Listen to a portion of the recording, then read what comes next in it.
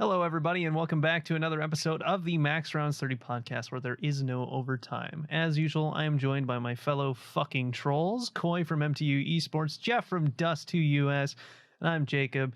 I cast and do other things, but I can never figure out how to label myself. But in this week, we're covering 30 minutes of all of this last week's North American Counter-Strike content. So these motherfuckers here have been making me laugh for the last like 15 minutes. We haven't been able to start the show for like 15 minutes because of these losers, but we're going to get into it now. I'm going to hit the timer as soon as I can find it. Actually, I think it just disappeared on me, so we're going to quickly pull that back up again. You just want to restart at this point? No, we're going. no, we're going. Timer's up. We're going. Timer's we're up. not We're restarting. live. We're live. We're live. All right, good job, everyone. Start... We're live. We're going to start with the CS Summit 8 main event results.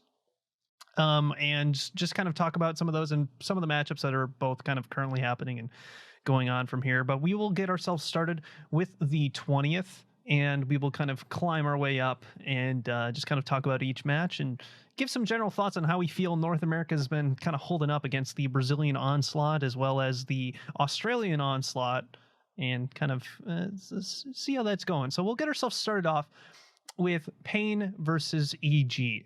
2-1. Pain took the win. Yeah, this kind of is not a good look for EG at all. EG looked flat. They looked dead. Pain looked like they really wanted it, and they definitely took it. Yeah. This is the part of the Stanislaw adventure where you cut him for a different IGL, I think. Right. It's like a point of reckoning for Stan at this point where if like, I mean, of course it's normal for a Twitch chat to just like go, they're just like, haha, player bad. But like at some point, EG hasn't been putting up results. They lose Tarek. And then, they still look kind of bad. I mean, it's not even to the fault of, it's not even to the fault of like anybody else, I feel, because like they've had people put up decent individual performances, but without Ethan, they've just like Coy said, they just look flat. Without Tarek, it just, like they just don't look like EG anymore. To be fair, even when they did have Ethan, something still felt like it was missing, but at least Ethan was still able to put up like, some amount of individual performance. So it really sucks to see them just like when you watch a round or something like that, people are missing rotates or they're getting caught off individually, and that's just definitely not a good look for the whole team. Yeah. I think they've been together too long. Exactly. Right, because like this was a squad that at one point was #1 in the world, like just like a couple months back. And of course they've had a couple of shifts since then with Obo and Michu, but like Michu hasn't looked bad really. Like he played pretty decently against the opponents so far in this RMR event. Like he had a little bit of a rough going when they played over in Europe, but like, and Obo hasn't been playing terribly either. It's just they just look flat. Like it's just what are they going to do from here? So do we bring up like any roster speculations now, or do we save that for later? I mean, I know what you're going to say. Like, you're going to say you want, like, Sheikh Zula to take the reins or something like that, right? But I don't think that's actually realistic, like, right now. I think Stanislaw has to take the team even further down before they even consider, because, I mean, as much as we love Sheikh Zula, and I know it's, like, where we're kind of going with this, bringing him into a Tier 1 team like Evil Geniuses is a huge gamble, because, I mean, he's proven himself at Tier 2, but, it's like, but at the same time, I don't really know where EG really goes from here. I mean, they're about to fall into the top 30. EG is like 15 positions ahead of them right now. Liquid is almost 30 positions ahead of them. Bad News Bears is coming up right behind them. I think they're like 20 points behind them on HLTV. And for a brand like EG, that's not really acceptable to be the 4th best team in NA when one of them doesn't have an org. So, like, yeah, I just don't know. It seems like a Stanislaw curse where like his team start out really good and they just slowly like lose momentum or they lose the initiative. And I don't really know like what I can point to that says like why they're bad, but I don't know. I think there needs to be a leadership change, and I don't think it's like you could maybe get rid of Zeus, but I don't think Zeus is the problem because no. I think that it needs to be a leadership change, but maybe not a Stanislaw change, right? Like you can have an emotional leader or something like that that isn't necessarily your IGL, someone to keep like the momentum up and things like that. So there's a chance that maybe, shifting around someone else on the roster could work. But again, it's really hard to say who would be your next up to be moved out, because I know they just brought in Oba, they just brought in Michu. So like, where do you go from there? Like, true, because they are still in, like, they're almost in like a transitionary period with those two new players in. But you could also argue that, like, as a tier 1 team, your period of like allowance and acceptance for like adjustment becomes much narrower as you kind of go up in that scale. So, do you think that this is still an adjustment period for EG, or do we kind of feel like maybe this might be like, is this something where we need to see a change, or do we think they still should take time to adjust to these two new players?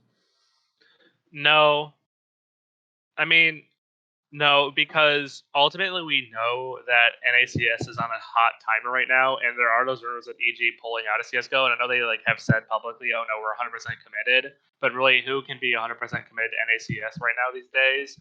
And so that's kind of what internally worries me, is that how many more roster changes are EG willing to put up with, and how much more time are they willing to like waste on this? Because no matter what happens at the end of this RMR event, EG will still have a spot in the major, but let's say they keep bombing events, and they, for them, their next big event is going to be Pro League Season 14, which I think is in August. And if they bomb that again, I mean, this roster's been together for almost 3 years now, the stable core, and 2 years now, and so I don't know. I think for me, Stanislav doesn't have much more time left on this team. He's got to do something like soon, because I mean, you can't have players like Cirque, who's one of the best operators in the world, and Obo, who's one of the best young North American talents, and me, who's been recognized as one of the best all arounders, and still not bring home any silverware. Like, it's unacceptable from the Embreeze. perspective of Team One, yeah, and lose to Payne, who's probably like the third best Brazilian squad right now,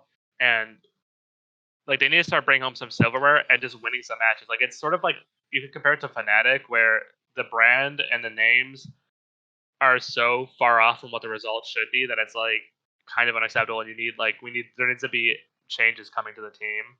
And I'll skip ahead a little bit too, because like we'll also mention they also lost to Furia in 2-0 fashion, and not even a Furia that is looking exceptionally hot at the moment either. No, they're not. They're definitely on and off trying to build Junior into the team and figure out how he plays in.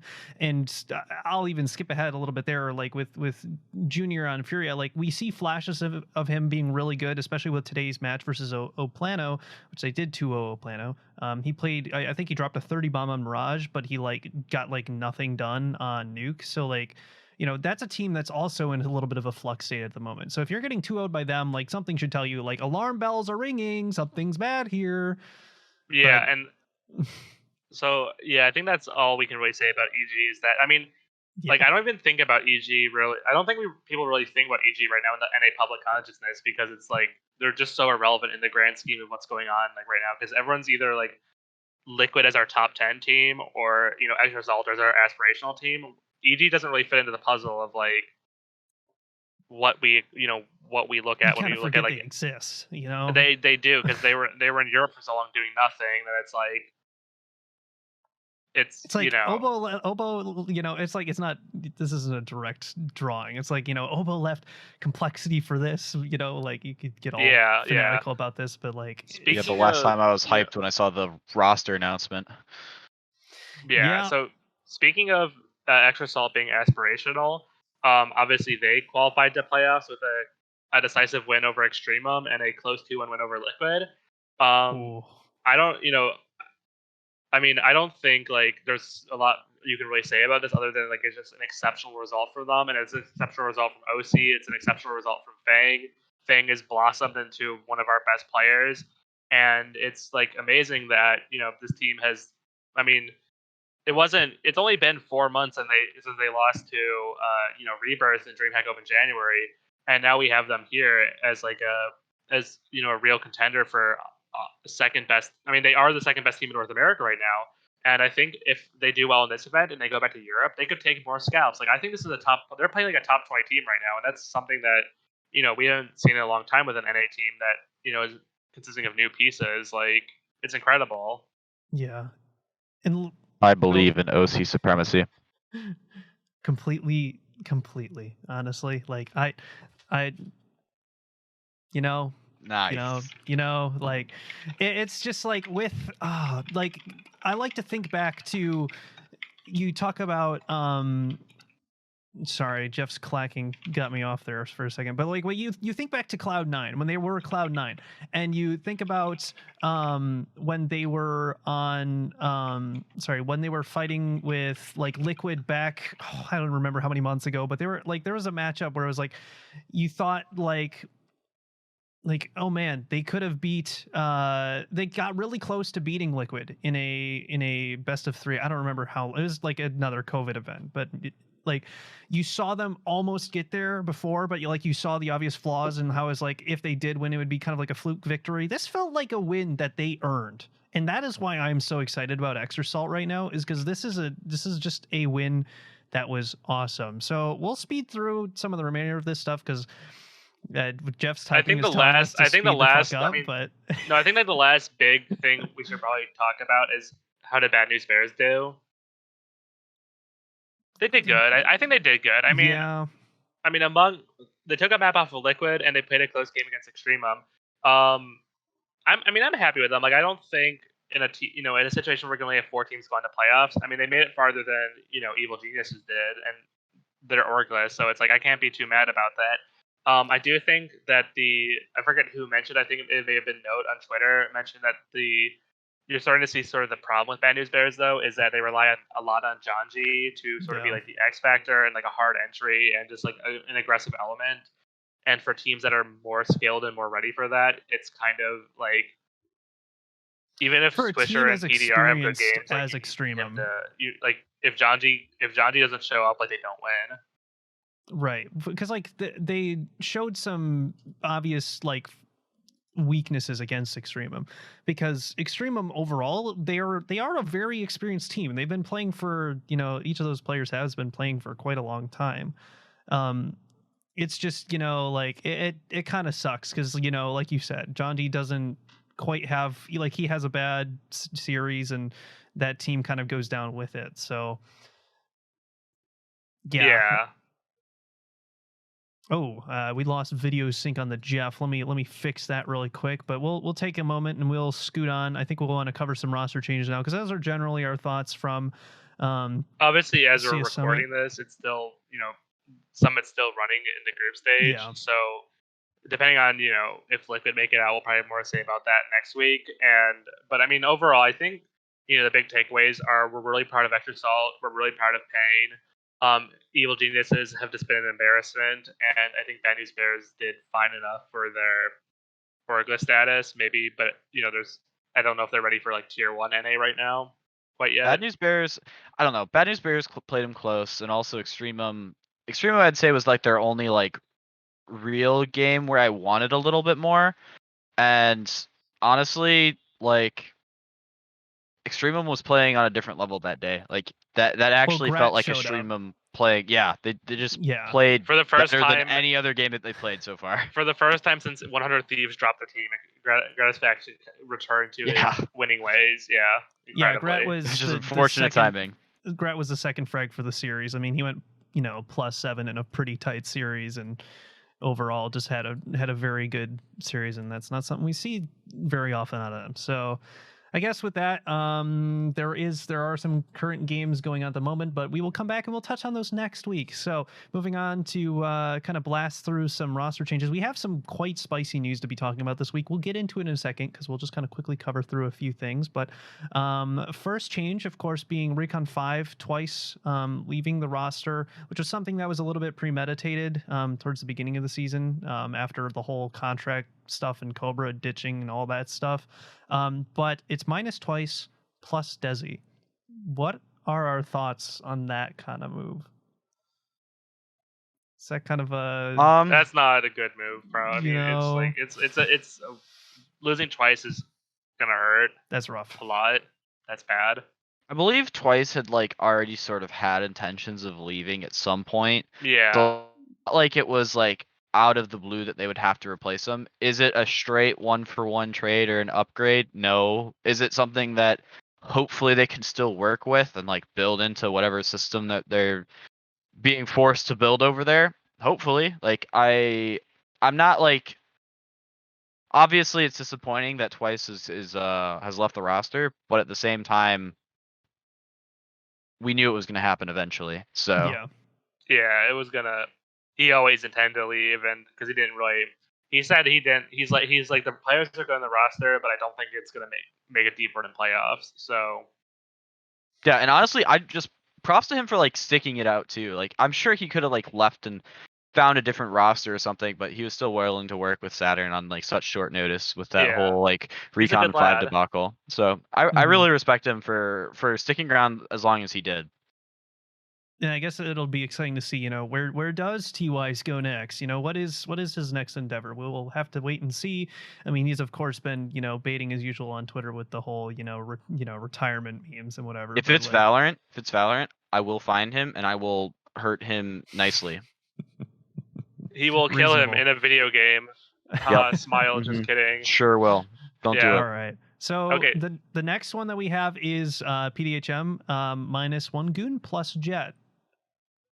Upgrade, I'd Upgrade. say. Yeah. Yeah. It's Reasonable, better. straightforward. I don't really have too much to say about it. Oh, I have except, something to say about it. Okay, all right, So you go for it. so one goon has played one season of main, and he's only ever made open playoffs, and he was only the second lowest rated player on PDHM. So that's that's what you would call a bad omen for the rest of the season. Also, so like Jet's an upgrade, right? But his stock has fallen, I think, so much since this season. And watch this, because mind you, it was only 2 or 3 seasons ago where he came in third place with the Recon 5 lap, but I think he had like Neptune and I think Jazz Pimp. And I mean, since then, like he's just kind of like he's just gone out to the fucking wilderness, and he never came back. Like, Yeah, it's fucking weird. Like, and also like just PDHM as a whole right now. They started off the season 0-3.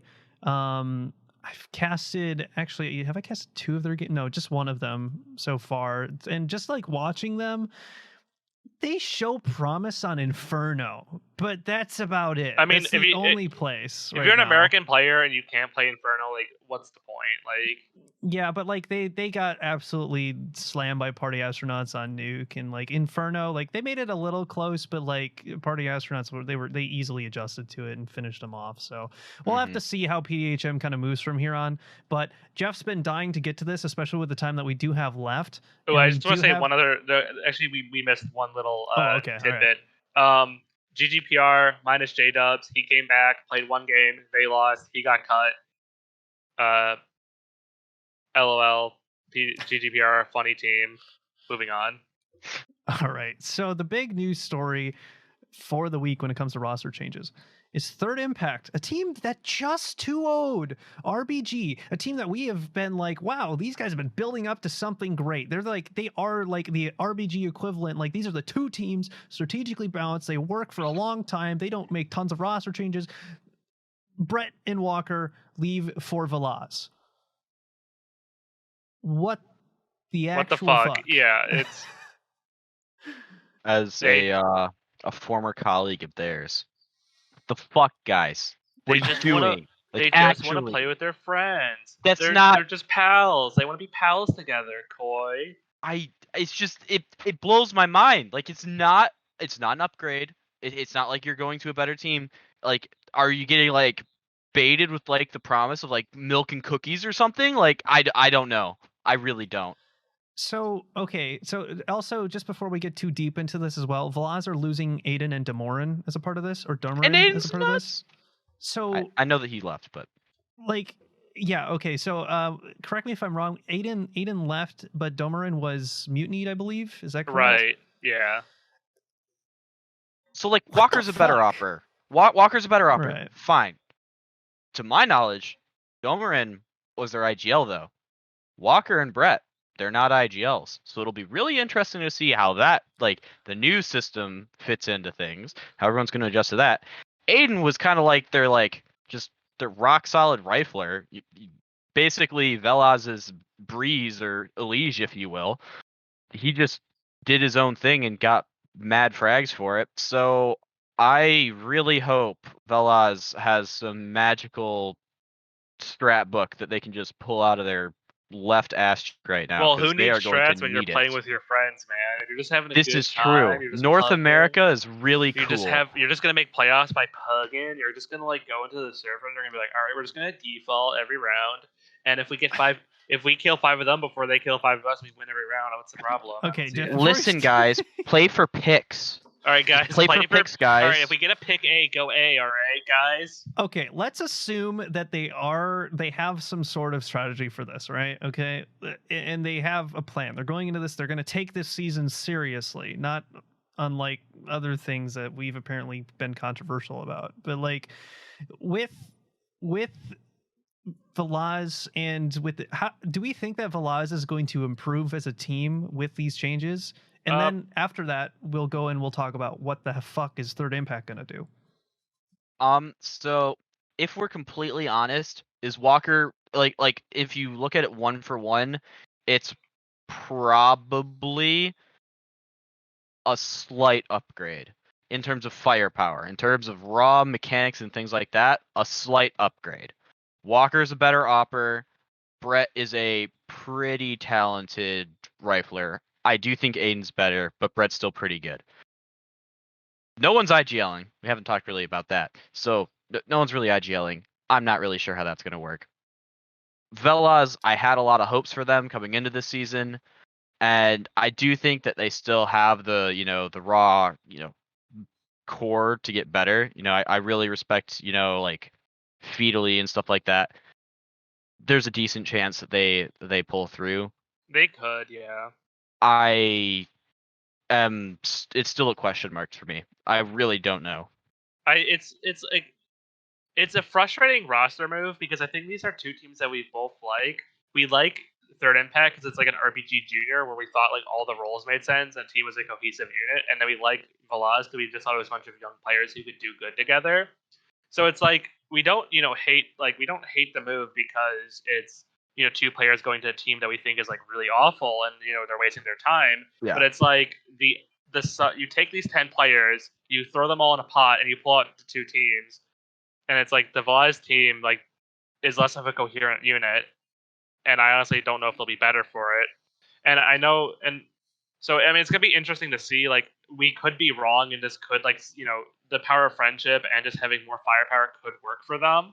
But like you said, the ones who really like Velaz is like we can't tell if they won or lost right now. They need to play some games. They need to get some server time. But the ones who really lost out of this were like Insane and Dangerous and those guys over in the Third Impact camp, because this was going to be like their breakout season, and now they're now who the hell are they going to pick up to replace them? Like, yeah, honestly, you go. No, okay, fine. I will. Yeah, because like at the end of the day, like it just felt like those were the 2 chosen teams. Like they were the ones that were so like role wise, they were so well built together that the players literally just had to improve to get like they would improve together at the same time, right? And they get better as a team, and that they train as a team, and that's how they'd succeed. The roster changes didn't make sense unless there's something really deep under the surface that no one knows about or something like that inspired these moves, besides just the whole friendship is cool, that kind of bullshit. It comes out of nowhere, and that is what annoys me the most, I think. I mean, I'd you saw like there. Yeah, like you saw Insane's tweet, when Insane was tweeted out about it, he was surprised this happened. Like it wasn't like, it doesn't seem like it was really like premeditated or anything. Like it doesn't seem like there was trouble in the Third Impact camp that Walker and Brett were like, we gotta get the fuck out of here. It just seems like Velaz was like, hey, we've mutinied our leader. Do you want to come play with us? Because we're all just like good friends. And they're like, yeah, that sounds great. Like, I'm really banger milk and cookies, man. Yeah, they will pay for your league. They will offer you in this trade. It's Premier Playoffs for 1 league fees. Like milk and cookies. Yeah. It's just I really feel bad for like all of the players who get left on the side of the road because of these moves, because it's just like, why? Like we just finished talking about it, but like why the fuck would we make why these teams were playing well, honestly, like individually apart from each other before you fucking monster mash them This together. this is like an off-season roster change you do, like when you're, when neither of these teams make playoffs somehow, and you're like, well, let's try something. Like, let's try. Our two cores have been together for 2 seasons. Let's try something new and like take it from the top. This isn't like, oh, we're 3-0 and you're 2-1. Let's throw our two teams in the blender and see what comes out. Like that is the biggest thing for me, is that both of these teams were honestly just performing well, and they looked promising. Honestly, both of these teams I would consider, like, I was considering like TI. I was like, at the beginning of the season, I was like, okay, maybe these guys will make playoffs. This is their season to prove. And then Velaz, it's kind of like they were both teams with things to prove, and then they come out here, they start beginning to prove things, and then they just leave the sentence with a bunch of fucking ellipses at the end. They still proved something. They did prove that they are a North American Counter-Strike team. This is what we've been shown. Boo. Boo. Get out of here. Well, I don't know. I mean, okay, like the only thing you could do is like you could just be like devil's advocate and say like, well, you can't underestimate how much a team can improve if they're having fun and they're like friends with each other. That's true, I guess. Like that's like that's the only angle I can see where like Walker and Brett are like, well, we haven't been able to play these guys forever, and we know we'll get along great. And if we all can make the roles click, like we don't need to deal with like any of the interpersonal bullshit. But it's like, I think we need to start. We need to move on. But like it's just a weird move. Like it's a weird move. I think it took everyone by surprise. Like no one saw this one coming. Like if you said team that was gonna make roster change next, it wasn't gonna be Third Impact. Yeah, I'm gonna try and see if I can't hop on their next match. I believe they'll be. Well, let's talk about the matches soon, but I'm gonna try and hop onto their next match, I think, and try and give that one some coverage. I think Benny Kage is on that one now, but I think I might join him for that because that'll be an interesting way to see them prove. So before we continue to beat the shit out of a dead horse with this topic, do we have anything else to say before we scoot on and kind of roll off the end here? No, I think we kind of I think we covered our shock and surprise about this roster move. That's kind of what the takeaway is. We said fuck quite a bit. Supposedly Third Impact already has a bunch of tryouts lined out. Really? Huh? And from what I was told, they looked pretty good with those tryouts. So okay, fingers crossed. Here's hoping that Third Impact's able to rebuild from this into something. I mean, God, what jackasses will look like if both teams do end up improving after this. If that does happen, quote us. I will eat a sock on stream or something. I'll do it. I'll eat a sock. This will be the third team that I said may not make playoffs. They'll make playoffs. And please, at MNMCS, find me in my DMs. All right. Yeah. You know where to find me. If gets better from this, I'll eat a sock. You know where to find me. I'm there. All right. Well, to kind of round off with our remaining 2 minutes and 40 seconds, we'll kind of talk about the results from this last week, and then we'll talk about this upcoming week's matches. So for the results, I'm just going to talk about the ones that were interesting. Of course, being TI 2-0 over RBG. We'll just start with that. That was good. That was good.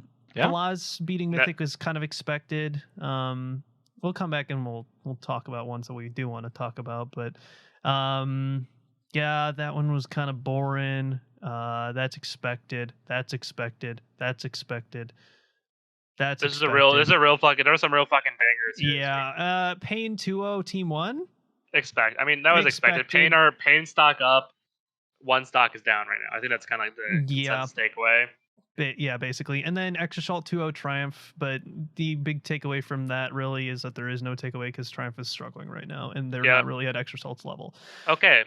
So next week's matches. Well, really not this week's matches. Let's bring it back a season 1 classic. Your match to watch, your match to miss, all right? All right. So, starting with, fucking, I'm already talking. I'll start with my match to watch. My match to watch, honestly, I really want to see... I'm not going to take that one. That's too obvious. I'm going to take Velaz versus Censored, simply because Censored is a team that is still up and coming. I really like them. They are still hunting for their maiden win. They've come close, but they're still hunting for it. And Velaz is looking to prove what they can do with the new roster. And I'm probably going to cast that one. So that's probably going to be match to watch for me. And then match to miss is anything with QC Clan in it, because they just look dysfunctional right now. All right, next. All right, so I got I want to see Recon 5 versus GGPR because I want to see what Desi can do on a team that isn't based around that isn't Old Guys Club or just has Ocean. And for GDPR, whoever their mysterious new 5th player is, I want to see what they can do on the server and see if they can notch their first win of the season.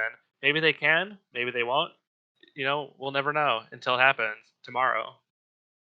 Yeah. And then match the best QC clan, yeah, right. Reasonable. Okay, cool. I'm really excited to see Party Astronauts versus 1.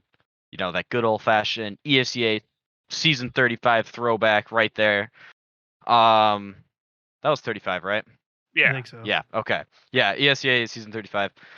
That'll be really fun to see. 1, a little bit on the struggle bus, but Party Astronauts aren't looking necessarily the hottest either, but hey, I believe in them to figure something out. The last thing I want to do right now is piss off Munster even more. So they're absolutely mint right now.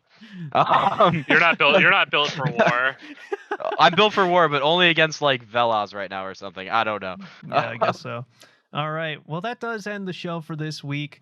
I was going to mention that Extra Salt versus Secret Club is probably going to be an interesting match too, considering where Secret Club has apparently been playing. I mean, they've been playing pretty decent, but we'll maybe talk about how that ended next week. So be sure to like and subscribe, leave a comment about how fucking wrong we are about our takes, and I don't know, talk on Twitter about it too, just so like we have something to interact with. Please, I need impressions. So do all those things. Tune in next time. Thank you for watching and or listening, and we will see you next week. Bye-bye.